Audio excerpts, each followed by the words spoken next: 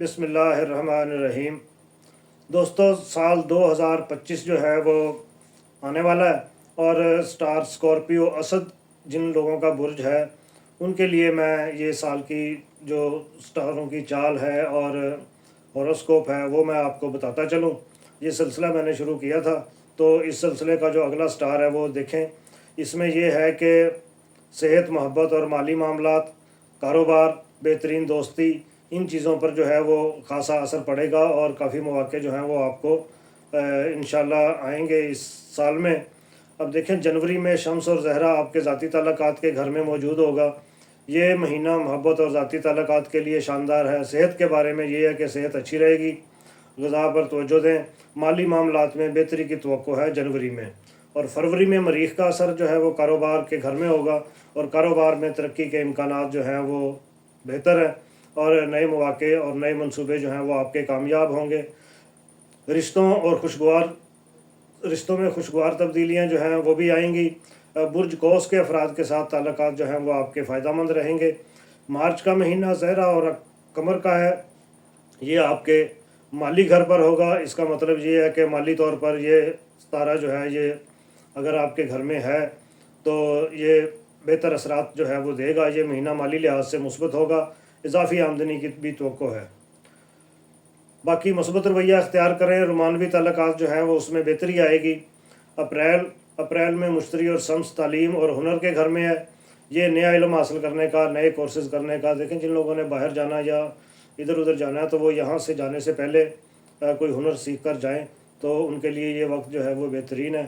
صحت جو ہے وہ عمومی طور پر اچھی رہے گی۔ پیسہ جو ہے وہ خرچ کرنے میں احتیاط کریں۔ مئی آ جائے گا تو مئی میں ذول کا اثر جو ہے وہ صحت کے گھر میں ہوگا۔ صحت پر توجہ دینے کی ضرورت ہے۔ پرانے مسائل جو ہیں وہ کچھ دوبارہ سر اٹھا سکتے ہیں۔ یہ دیکھیں کہ کچھ جن لوگوں کو کچھ پرابلمز ہیں تو وہ ان کو کیئر کریں، کیونکہ وہ کہتے ہیں کہ پرانی دردیں جو ہیں وہ بھی لوٹ آتی ہیں کبھی کبھی۔ محبت میں تعلقات جو ہے وہ مستحکم رہیں گے۔ جون کا مہینہ جو ہے وہ مریخ اور عطارد کا اثر آپ کے کاروباری گھر پر ہوگا۔ کاروبار میں کامیابی، شراکت داری کے مواقع ملیں گے، آمدن میں اضافہ ہوگا۔ جولائی میں قمر جو ہے وہ آپ کے ذاتی گھر میں داخل ہوگا۔ خاندانی تعلقات، خوشی، سکون، سب زبردست۔ اس کے بعد آ گیا اگست میں عطارد کا رجت پسند اثر ہے۔ دیکھیں، یہاں پہ جہاں پہ بھی رجت کا اثر ہوگا وہاں پہ تھوڑا سا ٹینشن ہو جایا کریں۔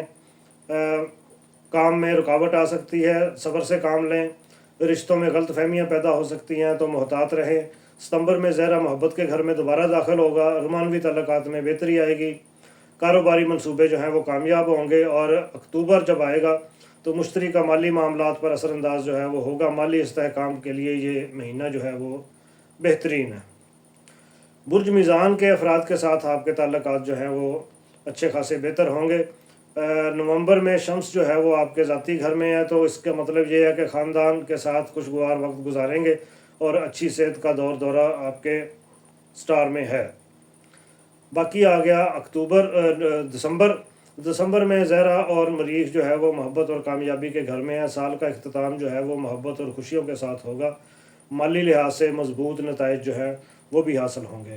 اب آپ کے سال کے جو خوش قسمت مہینے ہیں وہ مارچ ہے، مالی حساب سے محبت کے لیے شاندار وقت۔